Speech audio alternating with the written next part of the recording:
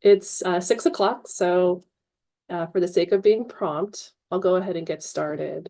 I really want to welcome all of our guests joining our Firewise Landscaping webinar today. My name is Adrienne Mohan. I'm the Executive Director of the Palos Verdes Peninsula Land Conservancy. And I want to welcome you all to the webinar hosted by the Land Conservancy today called Firewise Palos Verdes, How Native Plants Can Help Protect Your Home. And as we get underway with the presentation, we're keen to know where you are from, so please let us know and indicate that in the Q&A.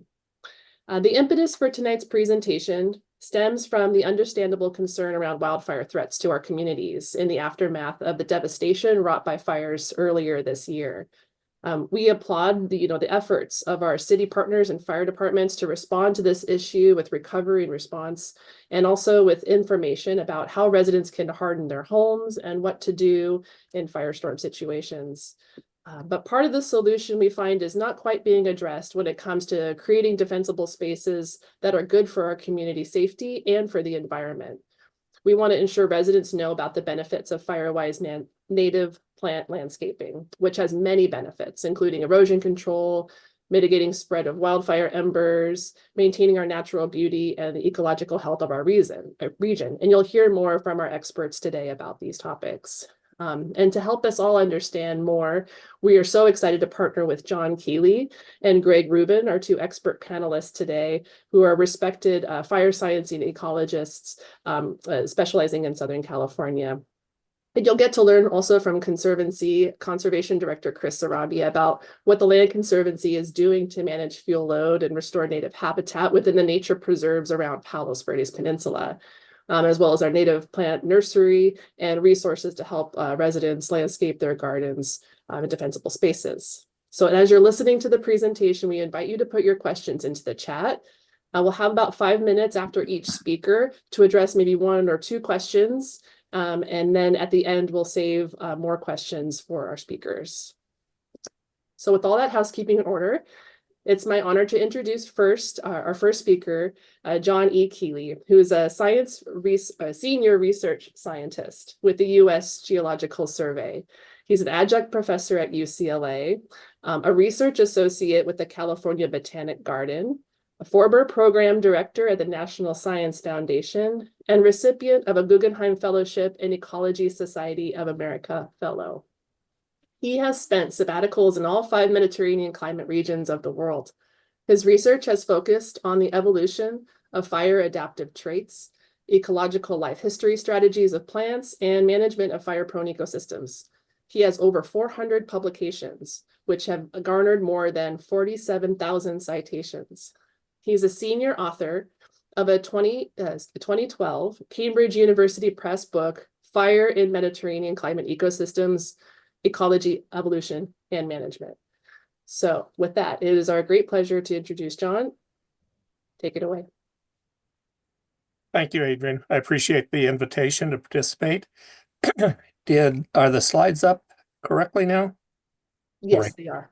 Okay. I'm going to give a brief overview of the recent fires in Los Angeles and say a little bit about the primary factors driving these fires and the things that we might do down the road to reduce the likelihood of such incidents, and end with a number of suggestions of things we can do in the future to reduce catastrophic losses from fire. Of course, everybody who has been paying much attention in the last couple months is aware of how devastating these fires were, and that's what was really unique about these fires. California gets lots of wildfires, but in Southern California, this amount of destruction, for example, 9,400 structures lost in the Eaton fire in Altadena, and quite a number of deaths. And then at the same time, the Palisades fire near Santa Monica, similar loss of structures and lives. Probably the most important thing to understand about these fires is they were driven by really extreme winds. And this quote here by a fire manager who was on site describe some of the reaction of people who were on those fires. What was most characteristic were the extreme winds. And it's hard for people to understand what a 60, 70, 80 mile per hour wind is like. One way of thinking about it is if you can recall being on a roller coaster when you're at the very top of the steepest incline, that roller coaster is going about the speed of these winds. The difference is that steep descent lasts a few seconds, whereas these winds lasted for hours, and they carried with them embers, and those embers landed on homes, and that's ultimately the most critical factor behind these fires. In general, we can say there are three factors that cause these fires to be as catastrophic as they were. Number one is the development of homes up adjacent to the wildland areas. But most important is the extreme winds following a long 9-month drought. And then most critical is a human ignition. We have had extreme Santa Ana winds in the past. We've had a similar wind event in Ventura, Santa Barbara counties in 2017, the Thomas Fire. Winds of similar speeds were recorded then. The other important factor is this 9-month drought, but that is not unusual in California. And in fact, if you look at all the big fires we've had in the past, they've all been preceded by very long droughts. For example, some of our fires have had droughts that have lasted over a year prior to the fire event. So long droughts are not unusual. What is unusual in these events is the number of people and homes that were lost. But the most critical factor that drove these fires is there was a human ignition. We know these weren't started by natural lightning strikes because we don't get lightning during Santa Ana wind conditions. And so the human ignition is the most critical factor in all of this. Now, how do we adapt to these future fires? This is just an illustration of the area around Altadena, the Eaton fire. And some people have suggested, this was mentioned several times in the press, well, if land managers in the adjacent landscapes had managed these landscapes through prescription burning of the fuels, we might have been able to prevent these fires from happening. That very likely is not the case. As you can see here, this view of the Eaton fire in Altadena, the landscape behind there was burned in just 8 years ago or something like that in the station fire, and you can see that much of it is not recovered its chaparral vegetation. So there's little reason to think that managing these landscapes with more burning would have changed the outcome. One of the complications when we talk about fuel management is people tend to think of the widespread use of prescription burning throughout California in forests. But prescription burning in forests is a very different animal than prescription burning in chaparral. In forest, we have good reason to burn in the understory because we've been very good at putting fires out in those forests, and they've accumulated a lot of fuels in the understory. But once the fire burns through, what we see is the forest is largely still intact, other than the surface fuels are gone. That's not the case with a prescription burn in chaparral. When chaparral burns, it burns in a crown fire, and then the whole vegetation is lost. And that has important ramifications, particularly on steep slopes, for slope stability. This is a watershed above Montecito after the Thomas fire, and these slopes were all burned. The vegetation was all killed, and they had a very little water holding capacity in those watersheds. And as a result, Montecito suffered a lot of losses of homes and people from debris flows that came down afterwards from those areas above Montecito. The other important thing to understand is the areas around Pacific Palisades. This is where the Pacific Palisades fire was. And this is the colored areas are fires that occurred between 1990 and 1999. And then on the right-hand side are fires that occurred between 2000 and 2009. We can see that the areas around Pacific Palisades were not without fire for an extended period of time. And the vegetation was not what we would consider extremely old or more fire prone than a lot of natural vegetation. We see the same thing when we look at the Eaton fire above Altadena. This yellow line on the lower left is the outline of the perimeter of the station fire from 2009. And then on the right, we see that, excuse me, on the right, on the lower right, we see essentially east of Altadena. This blue area is an area that burned within the last 20 years. So the point is that the natural vegetation around these landscapes was not unusually old and was not in need of prescription burning to reduce the hazard to these communities.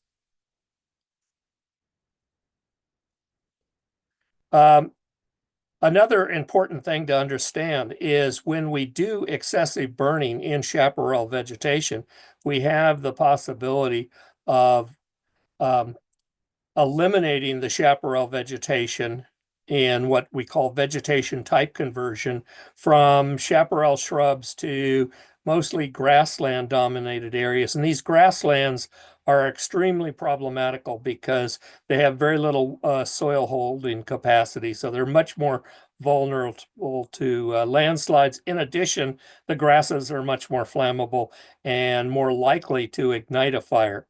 This is just an illustration. This figure shows the vegetation type in Southern California that where most fires ignite. And what you can see is most of our fires ignite in grassland vegetation. So we don't want to take a vegetation like chaparral and type convert it into something like this grass vegetation because we're simply increasing the likelihood of a fire. Now, the other important thing to understand about fuel management in these landscapes is when we have these extreme Santa Ana wind events, fuel age doesn't really determine the rate of spread. It's the wind which blows embers.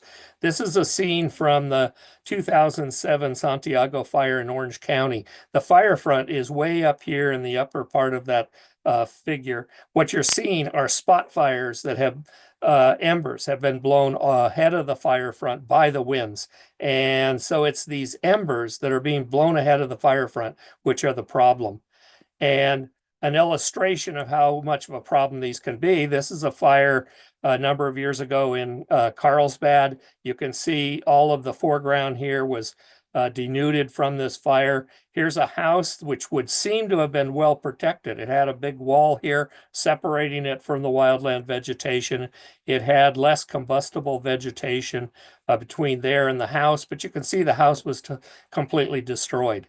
And it was destroyed because embers are blown ahead of the fire front. They land on the house, and that's what ignites the house. So no matter how much defensible space you have around the house, it doesn't necessarily mean you're not likely to suffer damage. Another illustration is the 2022 coastal fire, Laguna Niguel. This was a very small fire, about 200 acres. And this community here had a really well-developed fuel break around the the community. However, the winds blowing up the canyon carried embers up. They landed on top of the homes, and there was something like 22 homes lost just due to the ember flow. Now, once the embers reach the urban environment, wildland fuels are no longer relevant. These fires are driven by the homes themselves. The homes have incredible fuel loads within them and can produce very intense fires. Once one home gets ignited, if you have very high density housing, and this would be described here as relatively dense housing, the fire spreads rapidly from one house to another.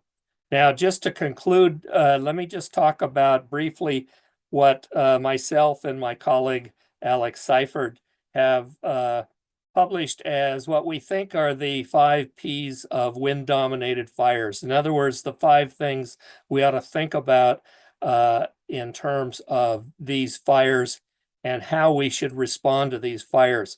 Number 1 P is people.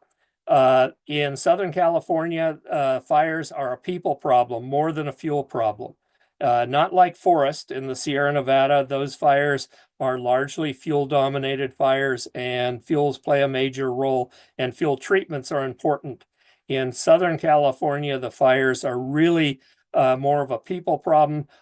Almost 100% of these fires, and certainly 100% during Santa Ana wind conditions, are ignited by people. And the population in Southern California has increased dramatically. Throughout California since 2000, we've added additional 6 million people. And population growth, in my mind, is much more of a global change threat than climate change. And just an illustration of what is happening with our population. If we go back to the earliest records around Santa Monica or Pasadena in the early 1900s, relatively few people compared to today. And so that's another part of the problem. This is a people problem, and it's a population growth problem. An illustration of how this population phenomenon affects fires. This is a fire that happened in 2017, the Tubbs fire, which is this black outline here above the city of Santa Rosa. And there were 22 fatalities from the Tubbs fire, burned 36,000 acres and destroyed over 5,000 structures. What's interesting is 50 years earlier, in 1964, there was a fire in this red perimeter here, the Hanley fire, matched almost exactly the Tubbs fire. There were no fatalities and only 100 structures lost. And why is that? It's because there were very few people living there in 1964. And this is just an illustration of the development changes between the Hanley fire and the Tubbs fire. In 1964, the tan area indicates low density housing. The red indicates high density housing. But by 2017, that low density housing covers about half of the area within the Tubbs fire perimeter. So certainly people and population growth are a part of the reasons these fires are more destructive now than in the past. The second P that can't be emphasized enough is, rather than focusing like we do in forest on fuel treatments, we need to put much greater emphasis on fire prevention. Progress is being achieved. For example, we have good data showing ignitions in Southern California have declined markedly since the 1980s. However, the area burned has remained high. And that's largely because the source of our ignition seems to be increasingly due to power lines, and we haven't yet got a handle on how to solve the power line failure problem that happens during extreme wind events. And this figure here just illustrates the characteristics of Santa Ana wind events. This is percentage of Santa Ana winds in the early part of our records in blue, and then later in red. The important thing to understand is 3/4 of the Santa Ana wind events fall in a fire burned area class of 0. In other words, most of our Santa Ana wind events never result in a fire. And the reason we get fires is because someone ignites it either intentionally or accidentally. And just an illustration, the 2017 Tubbs fire was caused by a power line failure. And in fact, power line ignited fires in California in the last 25 years have burned 5 times more area than in the prior 25 years. And that's largely a result of the fact that as we have an expansion of urban or human development, they bring with them power lines, and those distribution lines are more likely to fail and create a fire. Now, the primary cause in recent years is essentially these power line failures. Secondly is arson caused fires. And what can we do about that? Well, the power companies are working aggressively to solve power line ignited fires. There's reason to believe they're having some success. For example, after the 2007 fires in San Diego Gas and Electric did an aggressive program to address power line ignited fires. And it should be noted that since 2007, we haven't had a power line, or at least a large power line ignited fire in San Diego. So it suggests that maybe it's doing some good. The other big cause is arson. Now, what can we do to when we recognize that prevention is the most important thing to do to solve this problem? I suggest we take a two-tiered approach. And tiered one is during red flag days and other Santa Ana wind events, we should have a goal of eliminating all ignitions. If we can do that, we can prevent events such as what we saw in January in LA. The other thing that can be done is many communities are developing volunteer groups who do patrols during red flag days to discourage arson ignited fires. Another important thing is prediction. We need to be able to better predict Santa Ana wind events and the patterns of where those winds are going to move.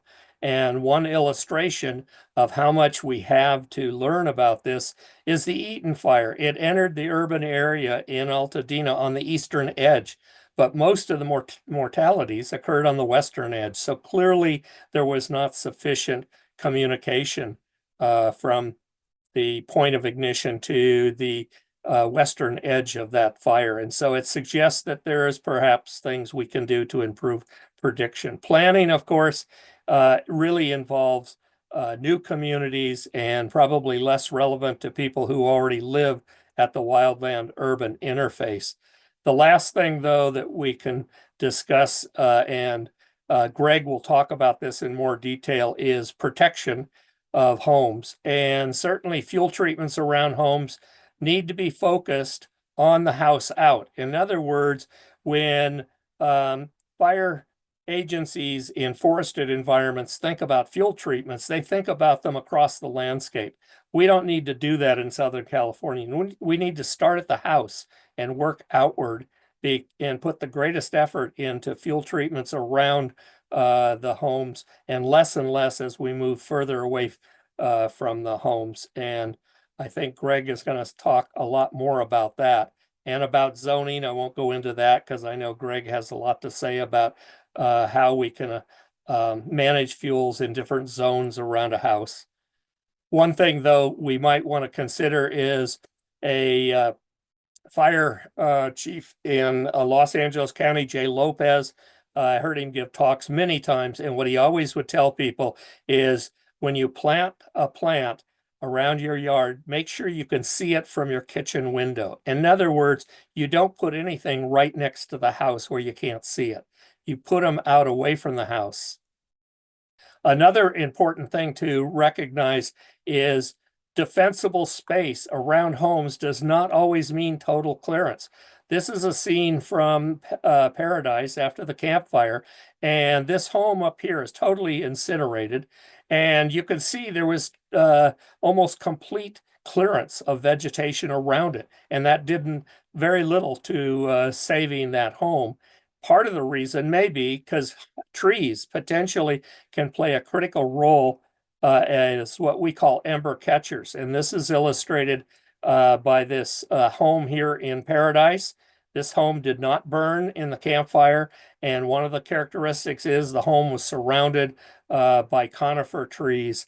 And those conifer trees presumably captured the embers before they reached the house. But on the outside of this person's property, all of the homes were incinerated. Now, the last thing to point out is most of the homes burn from embers, and thus we need to think about things that would allow embers to get into your attic, which is usually how homes ignite. And certainly the vents are a big part of this. And one of the things that is often stressed is the difference between open eaves. Here on the left is an example of an open eave. On the right is a closed eave. And it's not so much just that the eaves have been closed in, but the fact that it changes the orientation of the vents. Here, the vents are placed uh, perpendicular, and here they're facing vertically down towards the ground. So when embers blow in, it's much easier for them to blow in through those vents.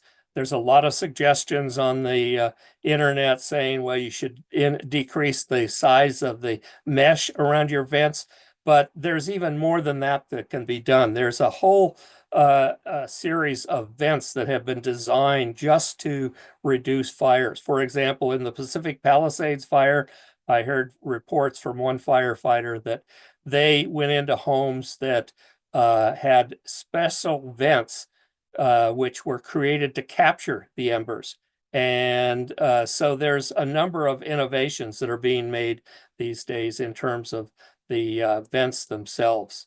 The other thing to point out is tree canopy overlap. This is a study we did a number of years ago where we looked at the wildland interface and we looked at characteristics of homes along the interface prior to a fire and then after the fire. And we looked at things like the clearance width around the house, the tree canopy overlap over the house, whether or not there was a patio, whether or not there was a deck. And the one thing that stood out was highly significant was whether or not there was tree canopy overlap. And very often the trees themselves didn't burn. And so what we believe is going on is if you have trees that are overlapping your home, they're going to be dropping litter on your house and on the roof. And that's probably the number one reason a lot of homes burn. And so it's a simple solution in some ways. Every summer, get up on your roof and with a blower and blow off all that litter on your roof. That potentially could be of some advantage. Another suggestion some people have made is putting sprinklers on your roof. Probably the earliest example of this is this classic photo of Richard Nixon in the Bel Air fire in 1961 up on his roof with a hose. People have developed more sophisticated methods, these automatic sprinkler systems. There's a lot of complications though to sprinkler systems. One is they need a power source because the power is likely to go out. So you have to have a solar power source. A water source might go out.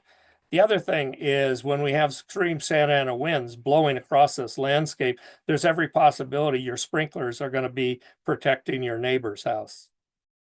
So I will just end there and just point out, if you want to learn more about this, there are a number of really excellent websites out there. This is one that I'm most familiar with called defensiblespace.org, which has a number of suggestions, but CAL FIRE has a number as well. So I will end it there.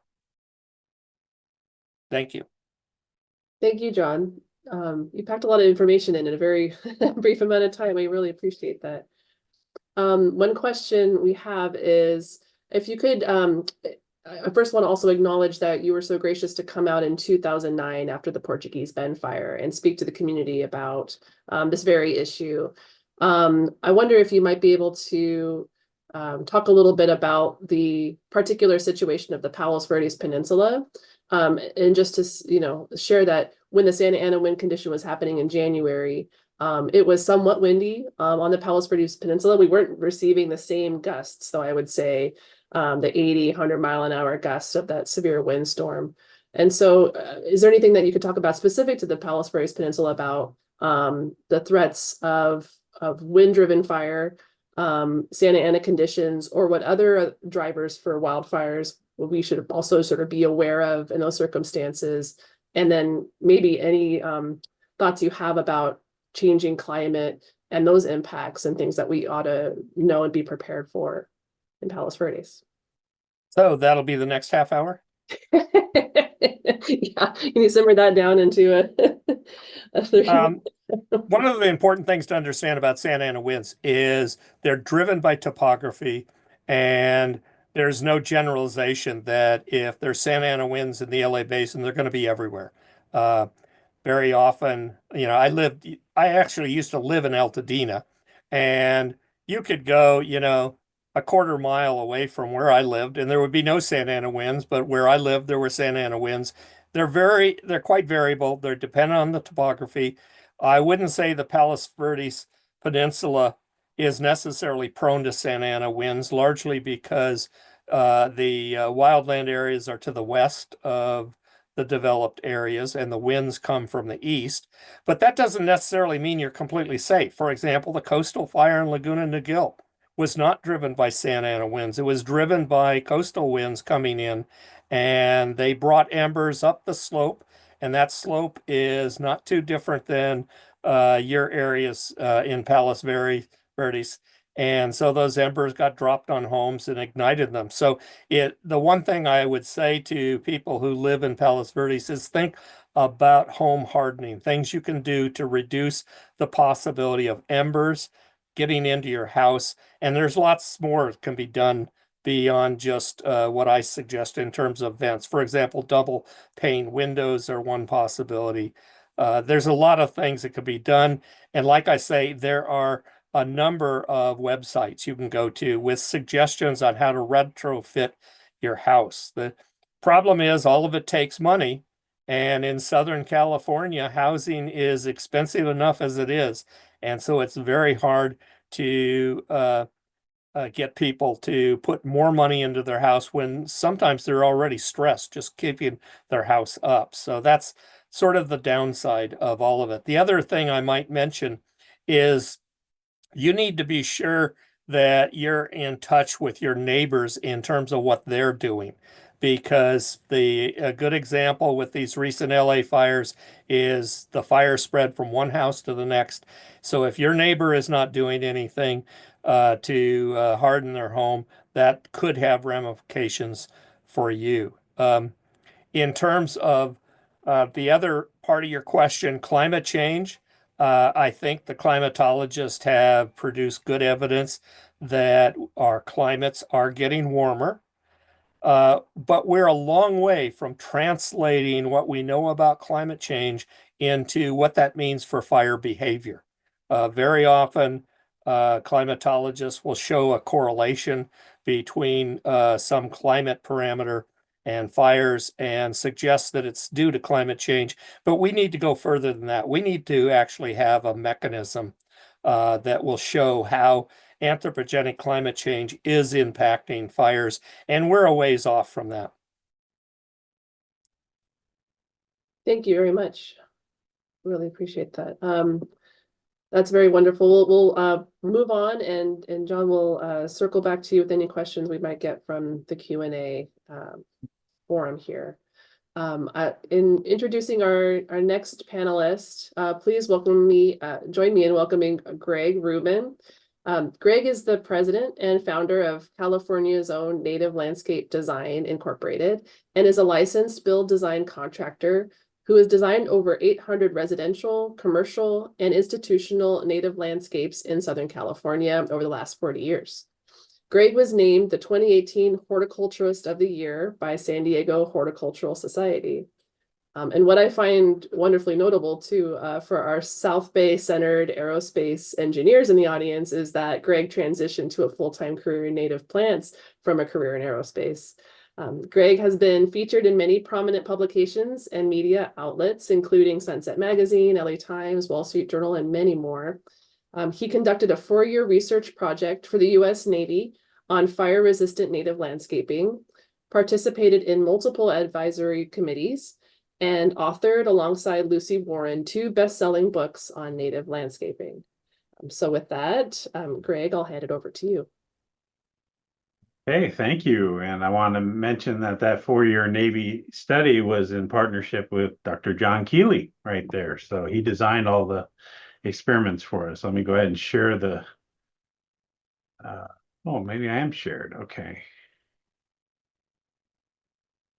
Let's see if this works. Do you guys see the screen yet? Not yet. Maybe, John, could you stop sharing your screen, perhaps? Maybe I can do. And if I can figure it out.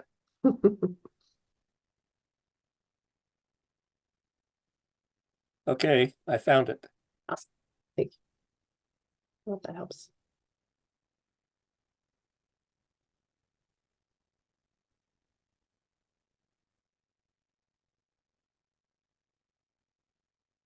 Okay, is it up? Yes, we can see you now.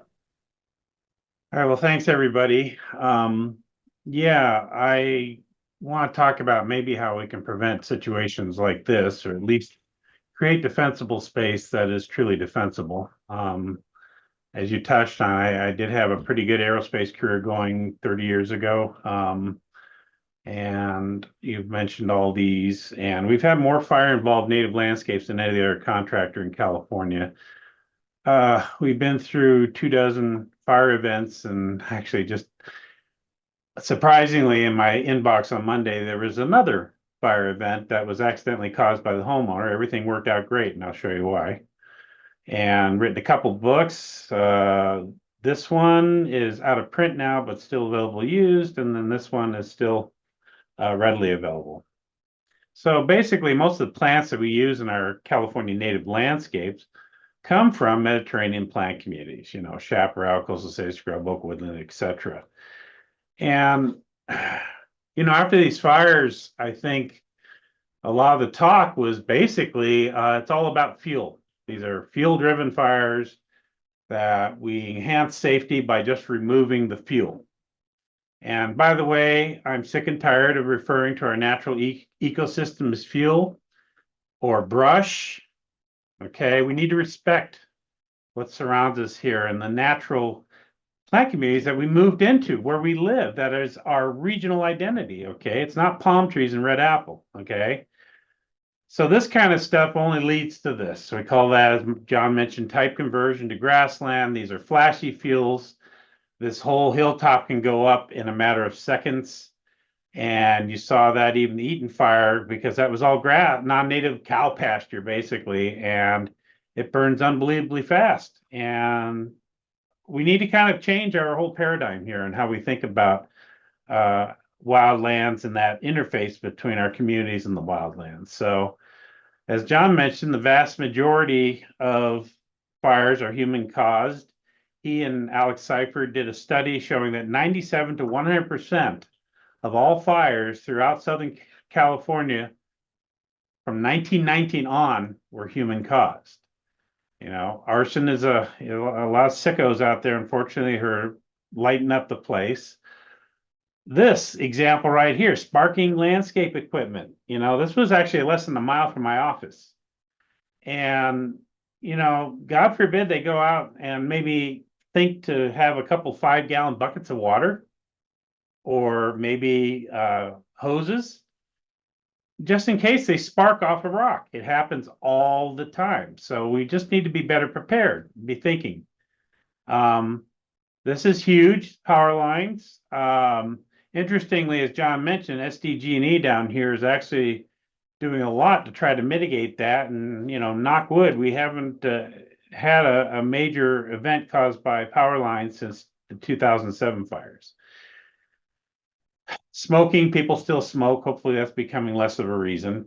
People burning trash. That's what started the Pumashaw fire up on Mount Palomar. Somebody decided to burn their trash in the middle of a Santa Ana event.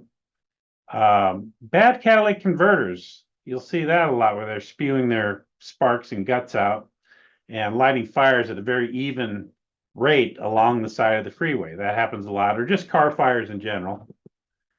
And then children playing with fire, believe it or not. A lot of our 2017 fires, the Lilac fire, I believe, was ignited by a 14-year-old running around, lighting different places up. So zonal approach. So this is about defensible space around the home. Okay, and most strategies employ a zonal approach, which is zone 0, which is the first 5 feet out. That one's new. Then the next usually 30 to 50 feet is zone 1 or zone A. And then beyond that, another 50 to 70 up to 300 feet out is zone 2. Okay, and all the good stuff really happens in these first 2 zones. All right. And we're really liking zone 0, that first 5 feet. Right now, they're not recommending plantings in those areas. I will tell you that it saves houses. Here's a case in point. This concrete apron saved this house from fire. It was so hot that the back lawn actually burned. Both neighbors burned to the ground.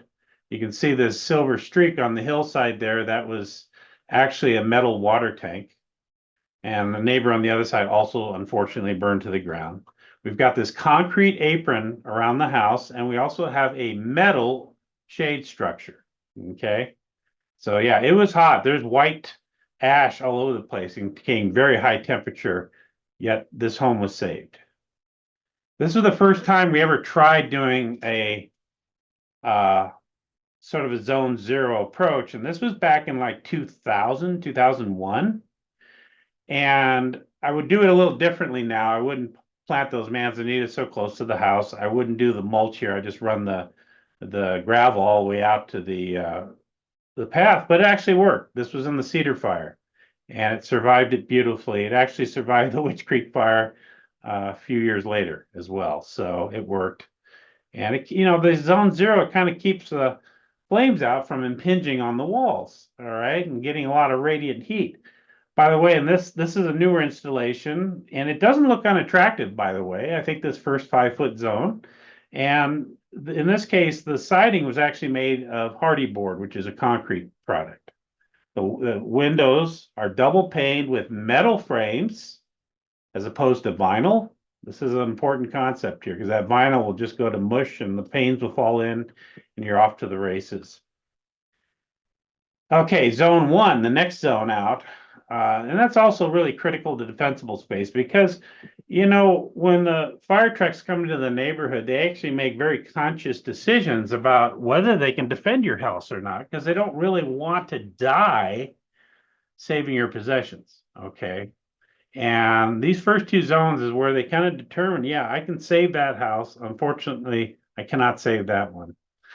And a fireman once told me, or you can put a hot dog stand in the driveway. But anyway, so zone 1, a lot of hardscape, permanently irrigated plantings. In this case, is a desert landscape, so the mulch was gravel as opposed to an organic mulch, which is emulating the ecology. The home doesn't have a lot of exposed wood. In this case, it's a Santa Fe type structure. Also, and John alluded to this, these fires usually move by spot fires ahead of the flame front, okay? Flying embers, or we don't think about this much, but burning animals. It's terrible. It's sad. Okay.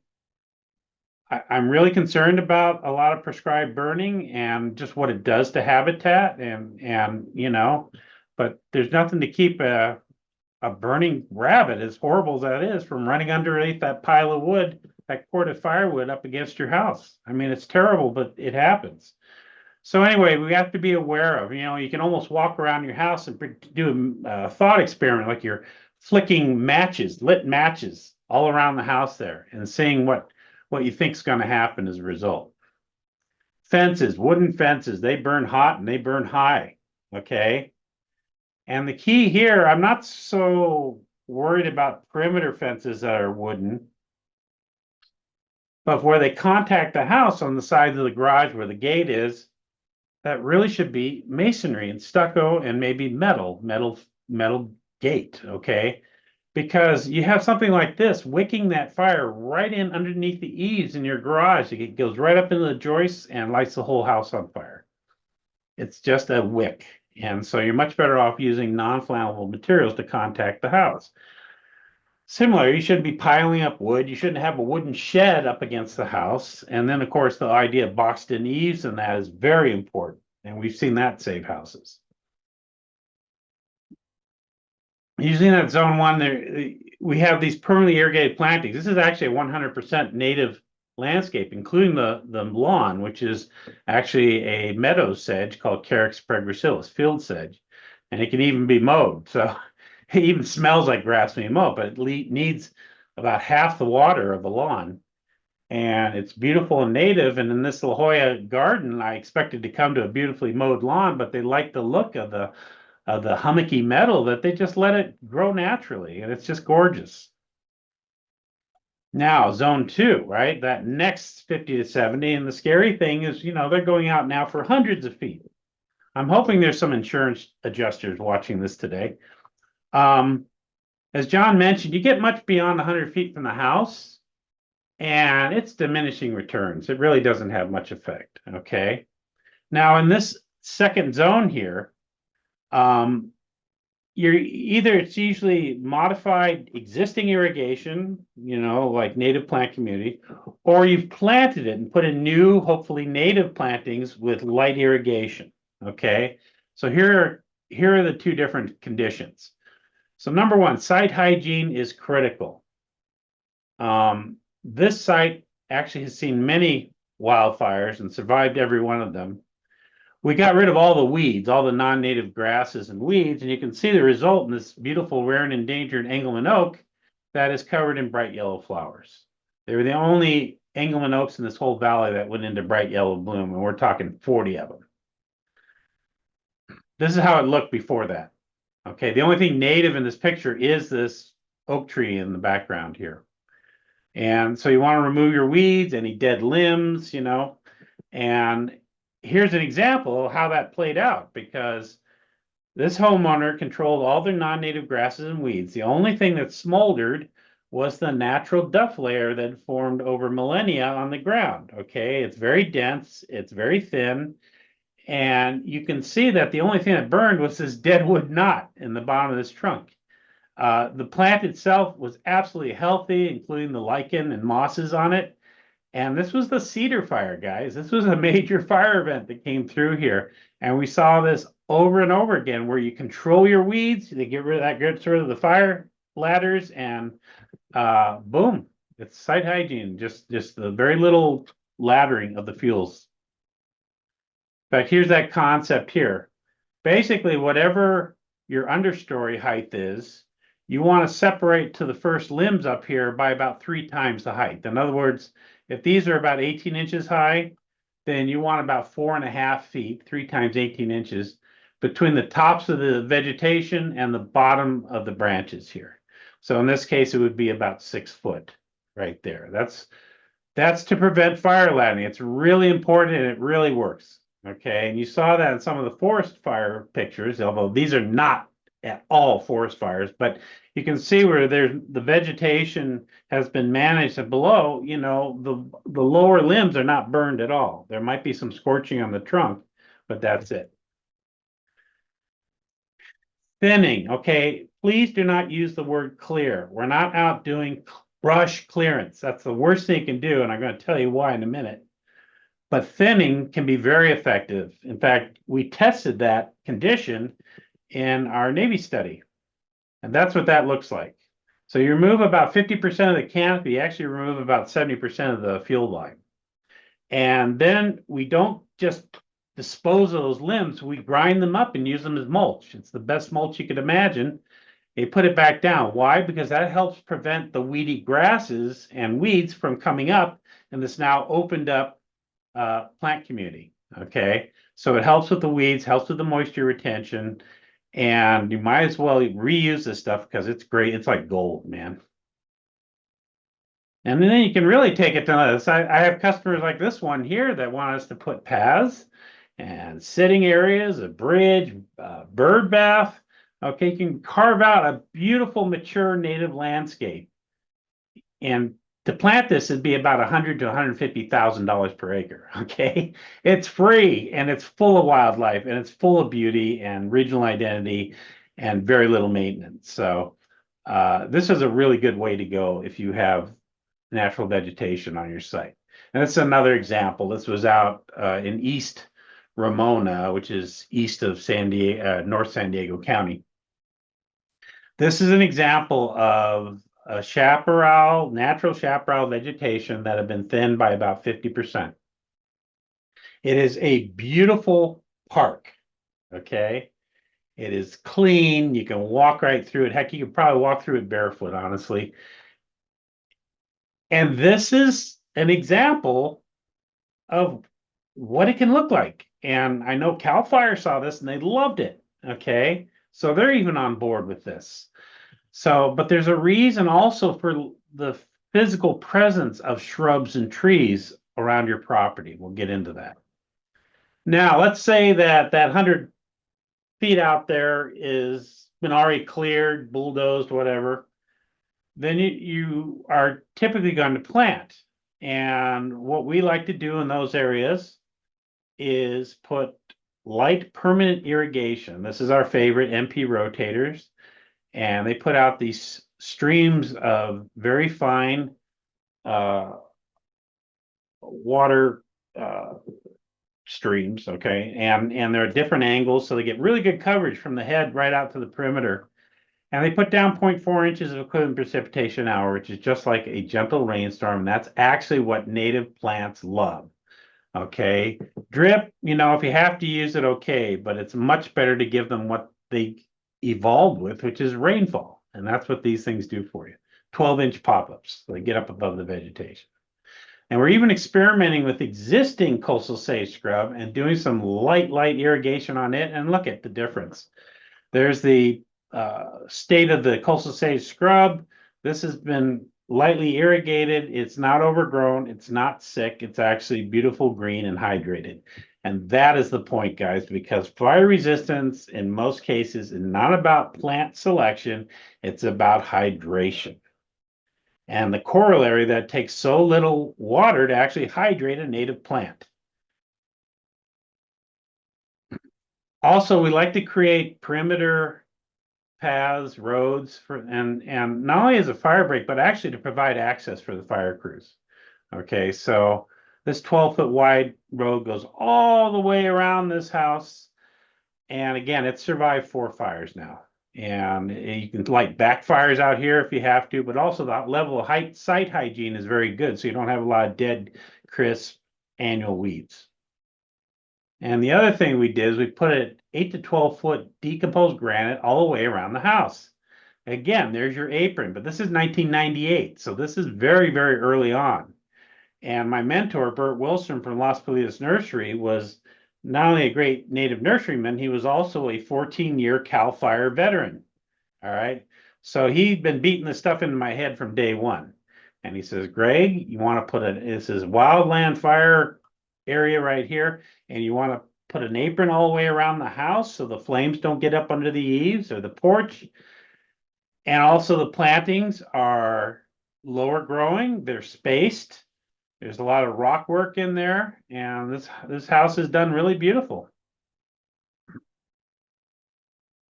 So I'm stealing one of John's photos here, but that's really what it's like, guys. This is what it was like in Altadena in the Palisade. You've got hot, impossibly dry, furious winds blowing 60 to 80 miles an hour, full of embers as thick as the Fire Falls of Yosemite going sideways.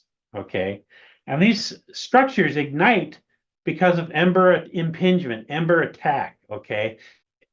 Frequently, it's not just a single ember that'll light up your house. It is just a constant barrage that builds up critical mass, and then you're off to the races. Okay.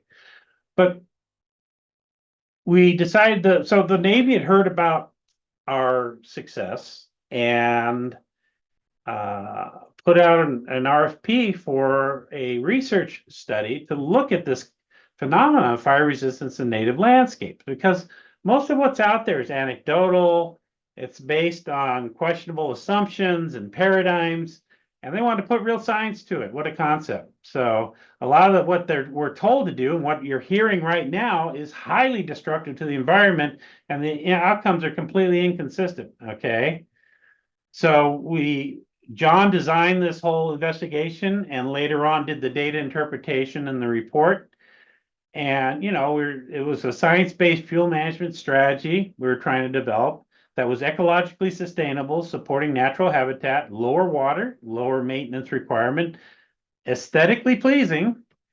And then John employed some very sophisticated modeling software, because people are a little loath to have you lighting fires on their property, called Fuel and Fire Tools. And the experimental design was we needed homes located at the wildland urban interface and had survived a major fire event and include a lightly irrigated native landscape, natural chaparral that was thinned to, 40, 50%, and then a control of unmodified vegetation. And here are the results.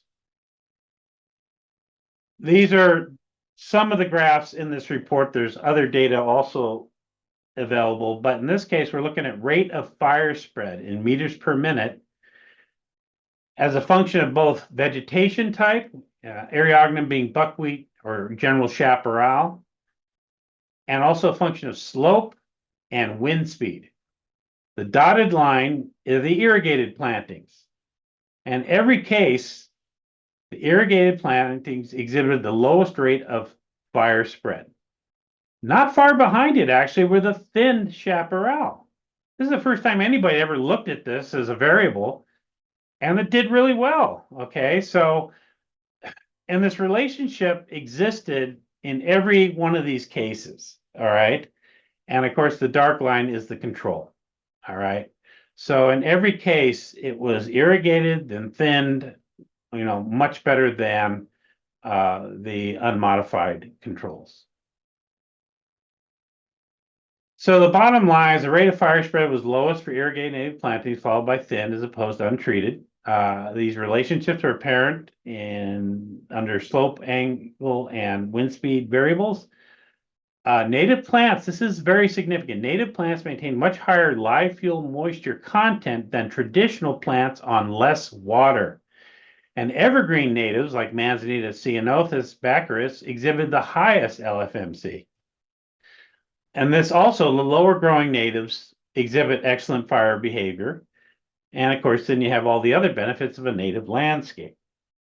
By the way, if you're wondering why the Navy was interested in this, yes, they're in the middle of the ocean, but they also administer tens of thousands of acres of naval housing, completely surrounded by wildlands. So yes, hydration takes precedence over native plant lists or plant lists in general. It's all about hydration. And this was an unscientific burn test we did after a previous week of about a quarter inch of rainfall. And we gathered up different species and tried to burn them with a torch. Nothing lit up, even piled them all together, couldn't get that to light up. But then if you add non-native weeds, dry grasses to it, now you've got your ladder fuel. And that's when you're off to the races. Okay, even though this other stuff didn't burn. And I can just talk real briefly about different types of plantings for fire-resistant slopes. And what I want to do is apply this on a larger scale. I want to look at the whole community and look at green belts around these communities to help protect them. Well, typically, traditionally, it's been ice plant, right? They plant ice plant on these slopes all around the communities. You can look at drought-tolerant non-natives and succulents, which are certainly better than ice plant, or looking at natives, and they all have advantages and disadvantages. Okay, well, ice plant is cheap, it's quick fill, and it's green. Disadvantage: moderate to poor erosion control, and it needs lots of water to maintain any semblance of moisture retention and fire resistance, and it can be very invasive. It's a real problem against our wildlands. Okay, and frankly, it's just boring to downright ugly. It can form patches that burn. Yes, ice plant burns beautifully, guys. This is a freeway fire. Look at that ice plant just toasting away. There's a close-up there, and you can see here's the melting ice plant. What happens, all that moisture boils off, and then what's left burns. So no, everything you think about ice plant, you can pretty much throw out the window. It's not crappy erosion control, too. No habitat either, unless you're a snail or a slug or a rat. Here's another option people are into, and the Mediterranean plants. A lot of them have better availability than many natives. Many beautiful plants can be very colorful, but they do need about twice the water of natives to achieve that level of hydration. And they're much better slope stabilized than ice plant, but not nearly as good as natives. And they are higher maintenance because typically these things require more deadheading, more trimming of the dead flowers. And they have some wildlife value, but nothing compared to native habitat. And of course, now here's native green belt, right? park-like, much less water required. The soil biology is naturally soil stabilizing. Some of you might know about mycorrhizal fungi in the soil. Well, that permeates every interstitial space between soil particles and agglutinates it, glues it together in a way that actually creates porosity and stability. So most of the erosion control is actually coming from the mycorrhizal fungi in the soil biology, as opposed to even the roots. Very little maintenance, especially evergreens. We don't use fertilizer, soil amendments typically with natives. It's kind of bad, actually. And of course, the amazing bird and butterfly habitat. And guess what? A sense of regional identity. How about that, man? We're kind of losing that because we're so busy turning Southern California into South Florida, just add water. Naturally, this is very interesting. At about 70% canopy coverage, it actually has its own natural weed resistance. That's one way to tell if you have healthy habitat, because there's no weeds, there's no grasses.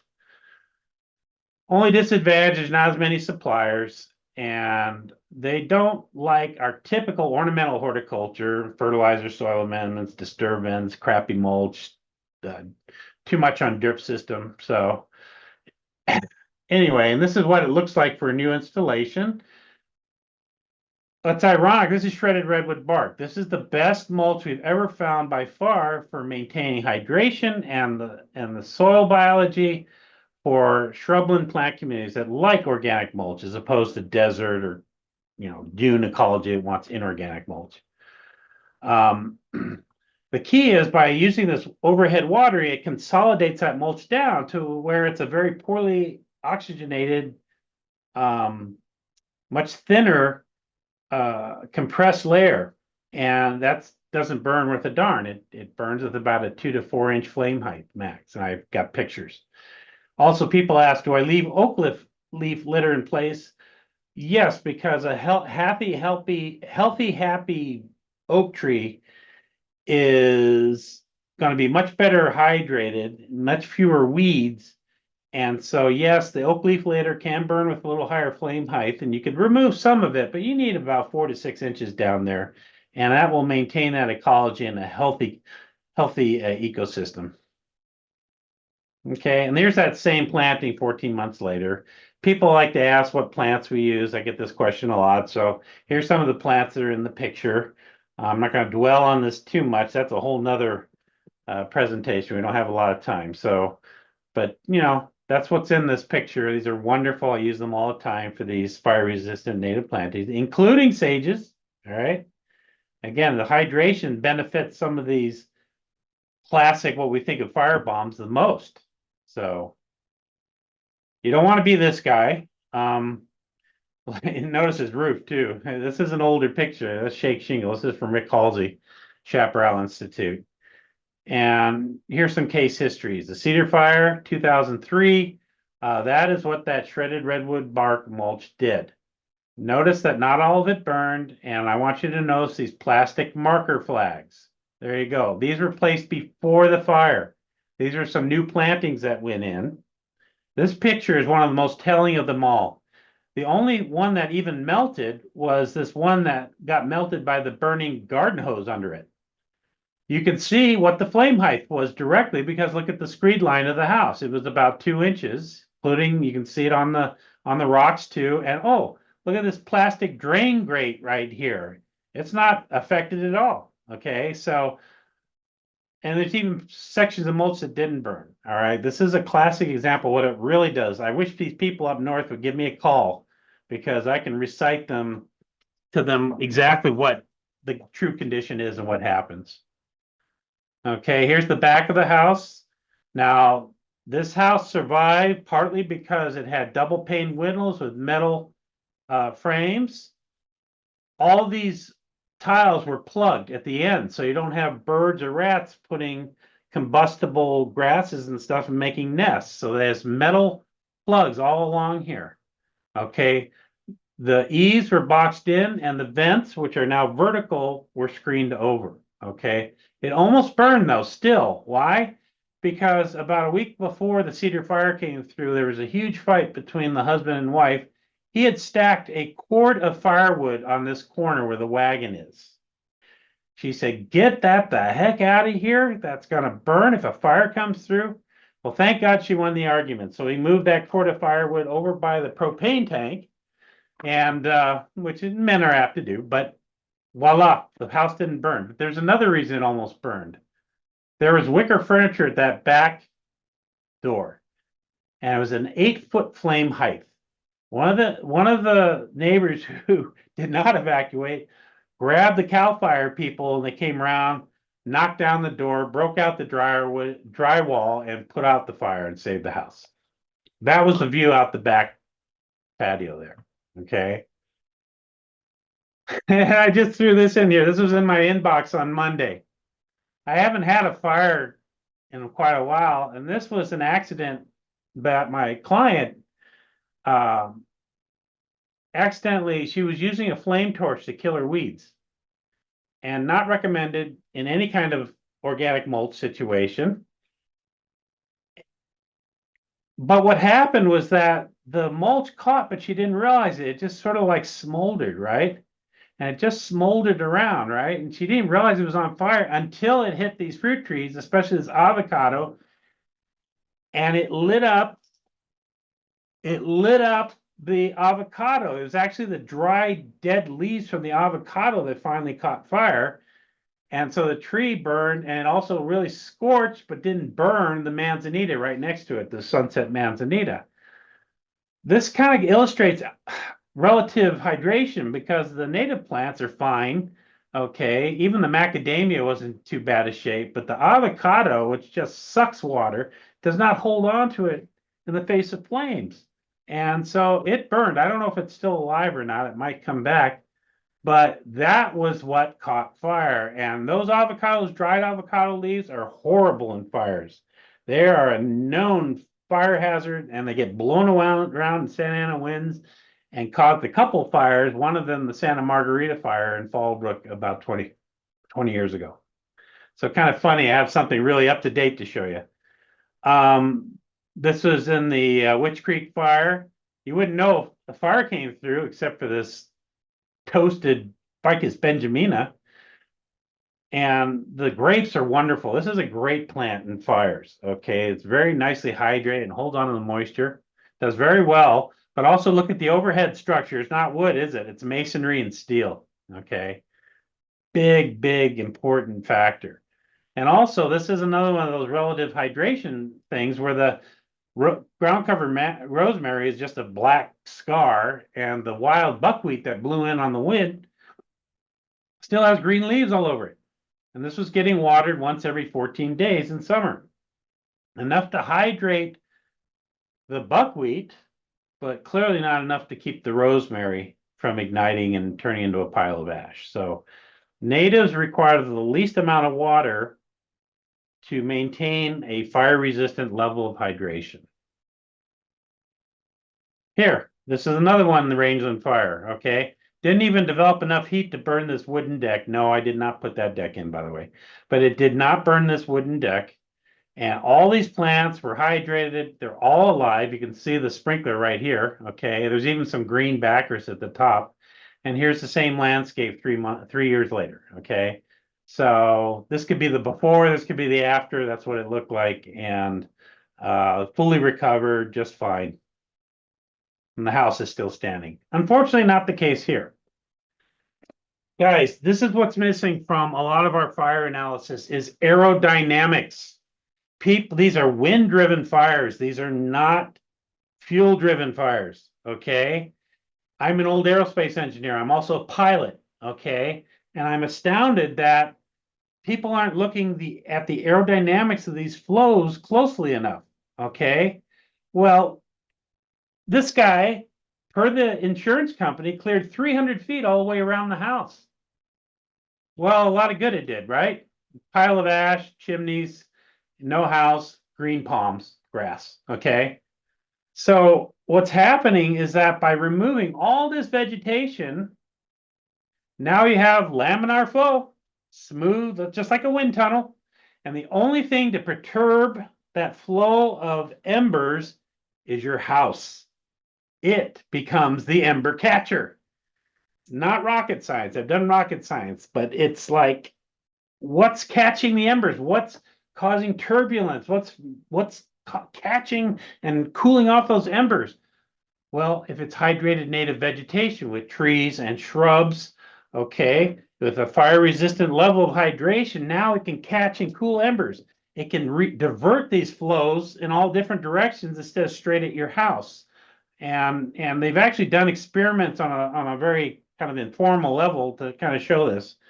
But yeah, that's what's missing. I mean, these people cleared for hundreds of feet around their homes. The grass is still green. The homes are all gone.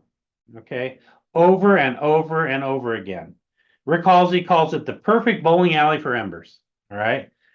And we're not thinking this way. We're not thinking about there, just like John showed that house surrounded by hydrated trees. The house survived, the rest of the neighborhood's gone. Okay. Here, the Harris fire, the mulch didn't even burn. Okay, it's split in two, and then it continued right on up, rejoined, and went right up Lions Peak and burned it down. Okay. The mulch didn't burn. This is the only hydrated vegetation here.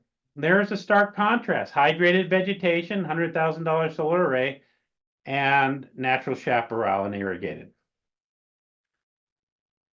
Erosion control, lastly. A lot of people have this. This is an important concept post-fire, okay? Do not seed after fires. It's the worst thing you can do. A lot of the seed is contaminated with weeds, or worse still, they tell you to put ryegrass down. Oh my God, you want to knock out the ecology? Just put some ryegrass down. In something like this, where we had shrublands, you're going to have a beautiful Wizard of Oz wildflower display. All right, but what if you have these gullies coming down behind your house? Okay, well, something like this, you want to get T-posts and put them in, crossing those gullies, doing this about every 20 to 40 feet, depending on the grade here. And then you take the burned branches and weave them in between. This is called a debris dam. It catches that mulch and ash and debris coming down and lets the water actually go through, okay? And then you can do a little diversion, sand banking around the back of the house to divert the water flow out to the drainage areas, and you're done. Okay, you're done. They work really well. Well, unfortunately, here's one where they seeded. They came in with aerial seeding. You can see the streaks of ryegrass. Okay, well, this is an old crappy photo from the 80s. Okay, today, this is Cuesta grade. Those streaks of ryegrass have never recovered. There's still chaparral in between, but those streaks, that ecology never recovered, gone. Okay, with increased erosion and increased fire hazard too. This is what it should look like if it's left alone. This was outside of our town of Escondido here when everybody was running to the desert in 2008. This was the show right in our own neighborhoods. And this is a site that was seeded, okay? And this is all non-native, and it's this oak tree nest. That's going. It's on its way out. Here's what it should look like. You'd even have glass on here from the melted silica in the soil. 1 year later, and then 5 years later. And that's what we should do in these wild areas, is just leave it alone and let it recover. And that's the end. Thank you, Greg. That's really great information. And I think we're getting a lot of good questions too in the Q&A, and maybe just two that I can pull out related to landscaping. One of them is, in the 0 to 5 zone, you showed, the guidance on that, of course, is gravel or have it decomposed granite. Are there any plants at all, like succulents, cactus, things that would be appropriate for that zone, or is it your understanding that it's just to be clear, and also what the fire department would recommend on that? Wonderful question. By the way, I'm sorry I ran over a little bit there, guys. The wonderful question. We're debating this. I personally think you could plant succulents. You could plant low fuel volume perennials like monkey flowers or daisies or something. Right now, the guidance is just nothing. Okay.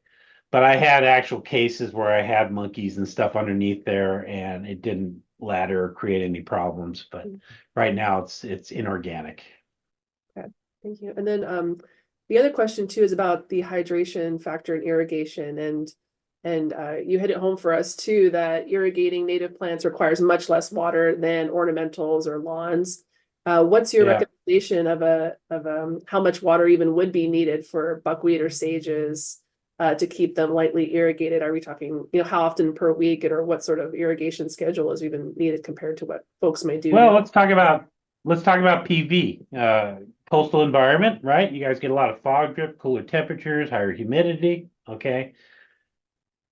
Typically, in a coastal environment like that, on my native landscape, once it's established, you have to water more to get things established like any other landscape. Our goal is once every 10 to 14 days in summertime, and I run the MPs for about 30 minutes, which puts down less than a quarter inch of equivalent rainfall. So you do that 2 to 3 times a month, you put less than an inch of additional precipitation, which is well within their tolerance limits, a summer thunderstorm, fog drip. But oh my God, does it make a huge difference in the flammability of the plants? And we've seen it over and over again. That's great. And much less than I'm sure is needed to sustain ornamental landscaping and lawns even through summer. So Yeah, the Mediterranean, the rosemary needs about once every 7 to 10 days. Ice plant 2 to 3 times a week, if not more. And it's lousy all the way around. like your description.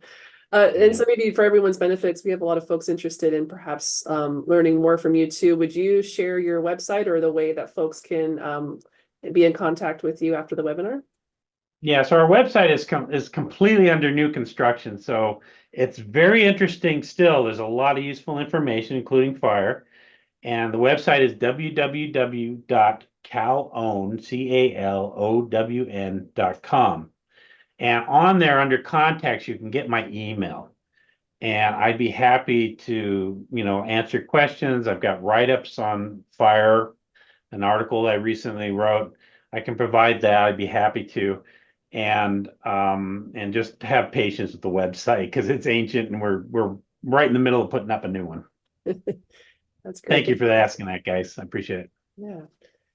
Wonderful. And so with the time we have remaining, I'm really pleased to introduce you to Chris Sarabia. He currently serves as the Conservation Director of the Land Conservancy, a position he's held since 2018. But Chris has been with the organization since 2009, leading our stewardship efforts. He currently plans and oversees the Conservancy's ambitious work to restore the peninsula environments, and he works in collaboration with cities. And we all work in collaboration with their cities and our conservation organizations, community groups, and neighbors, researchers, regulatory stakeholders, you name it. And the key goals that we are working to pursue are to implement landscape scale restoration, reducing fire threats to the community, and restore imperiled populations of our local wildlife species. So Chris also, simultaneously to his role at the Conservancy, has served as the president of the state board of the California Native Plant Society. He's a horticulture advisory board member for El Camino College and is just an active volunteer with many environmental organizations throughout the LA region. So Chris, I'm handing it off to you now to share, wrap this up. Thank you. Thanks, Adrian. Thanks for that nice intro. I'll briefly be sharing on some of the work we're doing out on the peninsula. And so I'll get into it here. And so the Palos Verdes Peninsula Land Conservancy, our mission is to preserve land and restore habitat for the education and enjoyment of all. And so what that means is to date, we've protected about 1,700 acres of land throughout the peninsula across the 4 cities that you see here in the different colors. What that protection means is some of it we've restored, some of it we've conserved. You can see in the middle there the new 96-acre wildlife corridor that we worked with the various partners to acquire and put in protection. And so I would say to date, we've restored over 200 acres within those polygons there, within those lands. And that can mean a variety of things. I would also say that we do a lot of invasive plant control.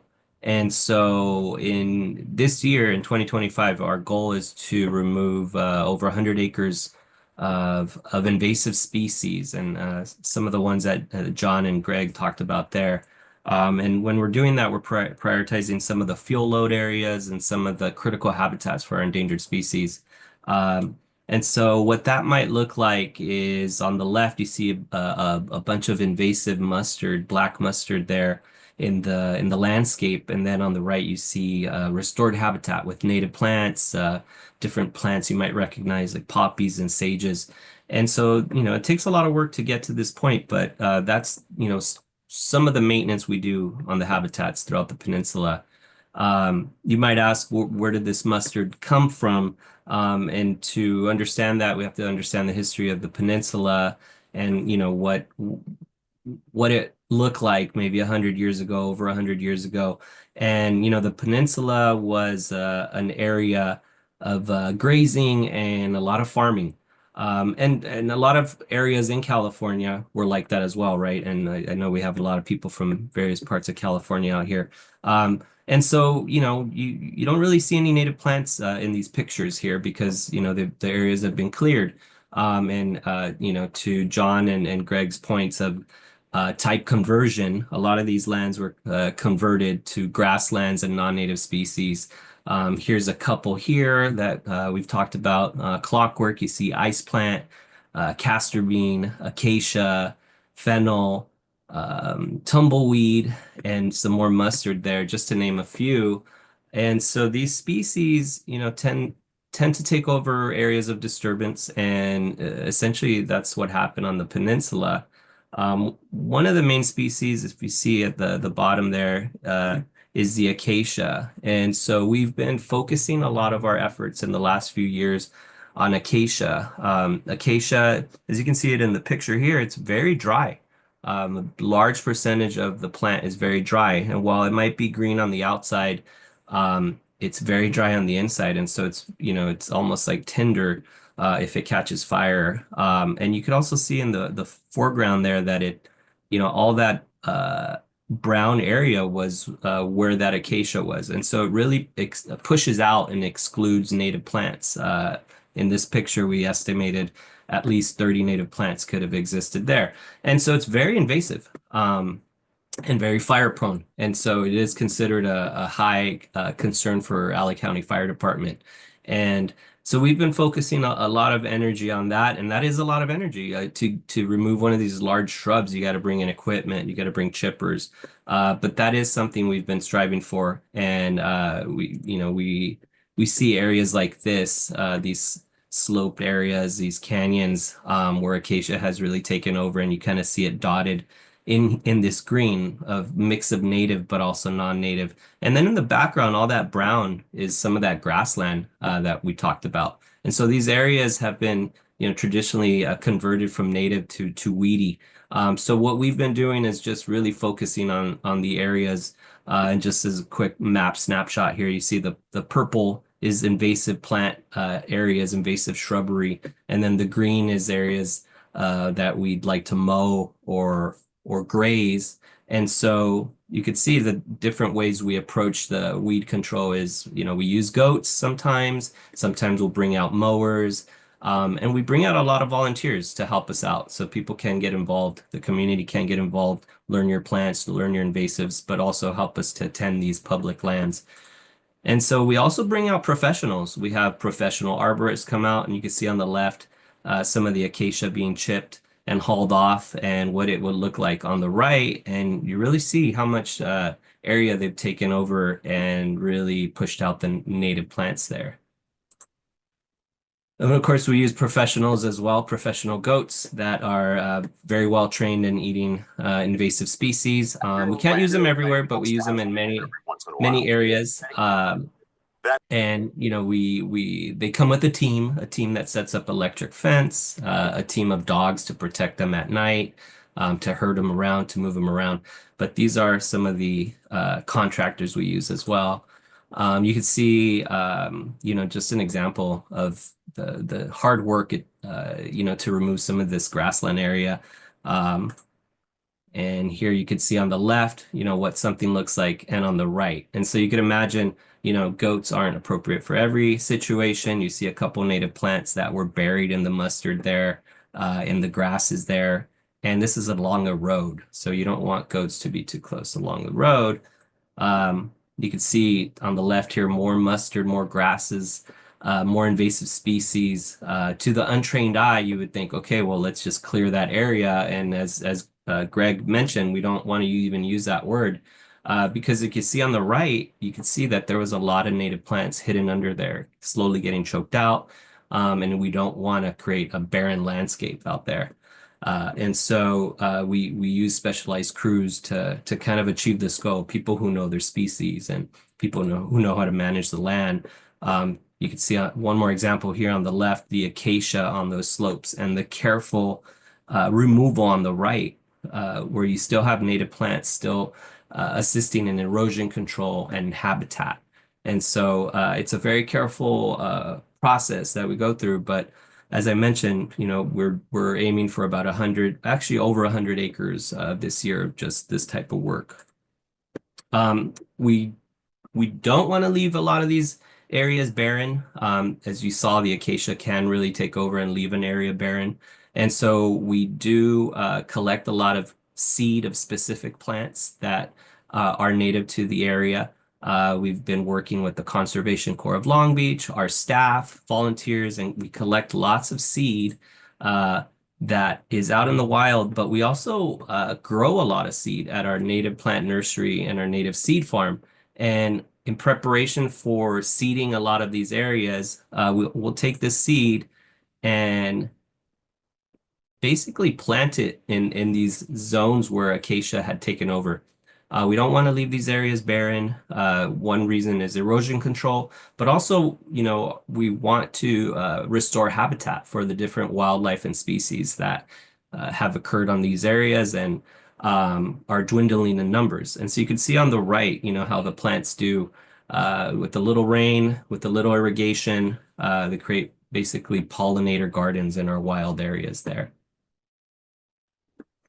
Something to note is before we do any of this work, we work with all our city partners on all the lands that we manage and they manage, and we work together to make sure that we aren't causing any impacts to wildlife. And so you see on the left here, you might actually not even see it, but there is a beak there and a little tail of a hummingbird. And to the untrained eye, they'd come through and potentially cut the branches of this a species of plant where a bird was nesting. So we do bird nesting surveys before any of this work is done, just to make sure we're not impacting any wildlife. If we do find wildlife, we can create a little buffer, let them finish nesting, and then come back and do the rest of the job. You can see some red-tailed hawks here that were also nesting in an area of fuel clearance. And I also point out, these little caterpillars. These are special little caterpillars that we also watch out for, and those are even trickier to spot. And so these little, starburst-looking caterpillars will turn into a beautiful butterfly, special butterflies that are out on the peninsula.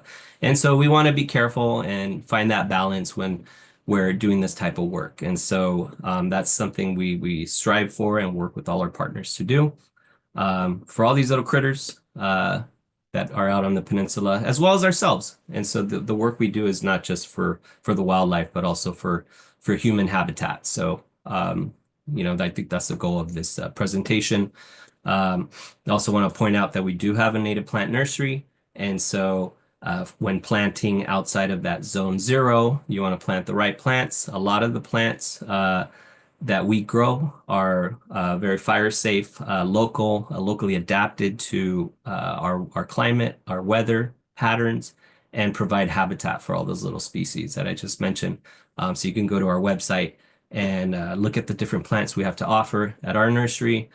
We actually just launched a new website, and so I will leave this screen up here so that you can write down the website and see all the resources we have for Firewise Peninsula gardening, but also if you want to come out and look at some of the demonstration gardens we have at our various locations. And with that, I'll pass it back to you, Adrian, and I think we have some questions. Yeah, thank you, Chris. I really appreciate that. And just to share a little bit more even of what you were mentioning too is we're really appreciative to our city partners in Rolling Hills, for example, who funded tremendous amount of acacia removal work in the preserve, in the canyons below those homes that were burned in 2009. And so some of the photos that Chris showed were of areas where acacia had been cleared in those areas. And then Rancho Palos Verdes too, with their foresight to really kick off a lot of the acacia removal in partnership with us and got us underway. So there's a tremendous more to be done, as Chris mentioned, and then on an annual basis as well with just the grassland management. So we appreciate the community support in this. We invite you to, again, go to our website. We have really fun opportunities coming up, including an Adopt a Goat events and looking forward to bringing those goats to places like Lunata Canyon, where we're, reducing some of that fuel load in the weeds, but also preparing that land for restoration that's underway for the benefit of wildlife as well. So, and then Earth Day is around the corner for us. So feel free to come to the website, check out our calendar, and join us for Wild and Scenic Film Festival, in which we're hosting at Cabrillo Marine Aquarium and Redondo Union High School on April 22nd. So really fun things to look forward to as well. But I would say, Chris, maybe with our last moment here, a question from the audience is, how flammable are eucalyptus trees and maybe you can compare them to acacia and some of these other species, and then relative to the native plants and what our concerns are with those invasive plants. Yeah, and I invite John to chime in as well as a longer career than I have. I see John, you turn, or Greg. I can answer that. So again, it's not about the plants themselves so much as the level of hydration. Mm. Many eucalyptus are pretty drought tolerant. They do have a lot of oils, okay? But if you maintain them at a level of hydration, they can be quite fire resistant. And if you look at the Scripps fire, and I think the 2003 or 2007, anyway, most of those ukes weren't burned. They're still green. So are the lawns, okay? Once you get into a neighborhood, as John mentioned, it starts going house to house. And so that kind of stuff actually starts to be less relevant. And then it's local zone 0, zone 1 stuff that you need to really pay attention to. I might just add one other point. There is an acacia that's commonly planted around Southern California, very low growing, and appears to create a green belt around communities. But if you look underneath the green branches, it's just loaded with dead fuels. And Exactly. so that's almost certainly something one should try and avoid planting around your house, I would think. What do you think, Greg? I think acacia rhodolens, which is what you're referring to, is nasty stuff. It's very difficult to work in because it like reaches out and grabs you. It's all these long, sinuous, bare branches underneath the thatch. And it has a real weird zing to it. People ask about using it for mulch. It's actually kind of weird stuff. I don't know what goes on with that plant, but of all the different conversions I do, coming in behind acacia is one of the worst, actually. And I'm not sure of all the science there, but yeah, just anecdotally, we've had a lot of issues with it. And maybe just to expand too your feedback on palm trees. I know we get a lot of questions from neighbors around, should I be removing my palms or and so forth. So what do you think we ought to be thinking about with palm trees? Me? Only if you want to save your house. Basically, the big problem is our fan palms, especially Mexican fan palms, and if you haven't cleaned them up, those fronds detach and become 4-foot flaming frisbees flying at 40 miles an hour and landing on your roof and your cars and burning everything up. And then also the Canary Island date palms can become beautiful Roman candles. Queens and king palms, not so worried about, stuff that either has smaller mass or not as much dry matter to burn up. But man, Mexican fan palms are like, I don't know what your results were, John, but I think they were one of the worst actors down here in the Rancho Bernardo fires, just moving it through and just catching everything on fire. So yeah, I'd axe the Mexican fan palms for sure. Probably Canary Island date palm. They're gonna die anyway because they have a pathogen that's killing them now. Only they come out in Tyvek suits to get rid of them. It's kind of expensive, but other than that, I'm not as worried. I don't know if John, do you have any thoughts? Well, there's no question that palms can spread embers, and there's lots of fires you could point to where pictures show palm trees on fire, and once the wind picks up those burning fronds, they can just spread fire across the landscape. So they're definitely a problem in terms of spreading fires throughout the community. That's great. As we conclude, are there any final thoughts or things that you wanted to share with the group? And okay, if not, but I just wanted to invite you to do so if you think of anything else. John? No, I'm done.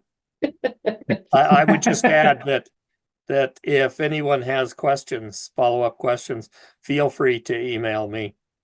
I'm more than happy to answer questions. Yeah, likewise. I've got a lot of stuff I like to share with people and a lot of experience in this area, and a lot of it is really counter conventional wisdom and paradigms. So, but it's really worked, and we've tested it over and over again. So I'll be happy to answer your emails. I would point out one thing that might be of interest is right now the Fire Severity Research Institute has a very large project going, something like, I don't know, $10 million project in the Pacific Palisades.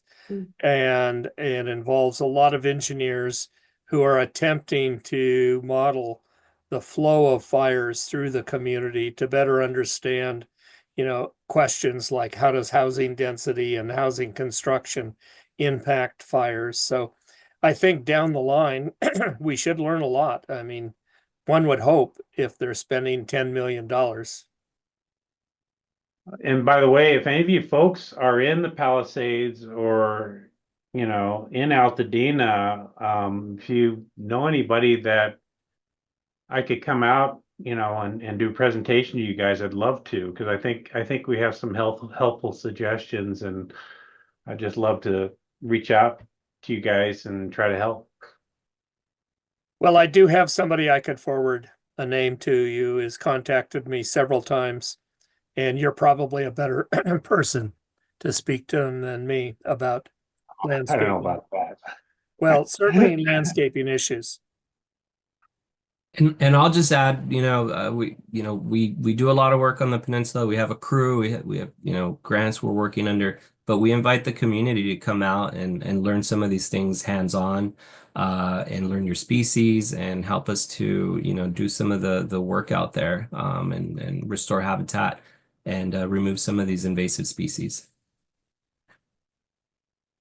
Well, thank you, John, Greg, and Chris, for being just so generous with your time and your expertise on this issue. I know it's an ongoing topic, and a bit of heightened concern right now. So I think this has been really amazing. And for all the participants, thanks for joining us. We'll be posting this recording on our website, and we'll be sending a follow-up email where we can include links to websites to reach John and Greg and us at the Conservancy. So with that, I want to thank everyone for participating, and I want to thank our panelists again for presenting, and I hope you all have a good evening.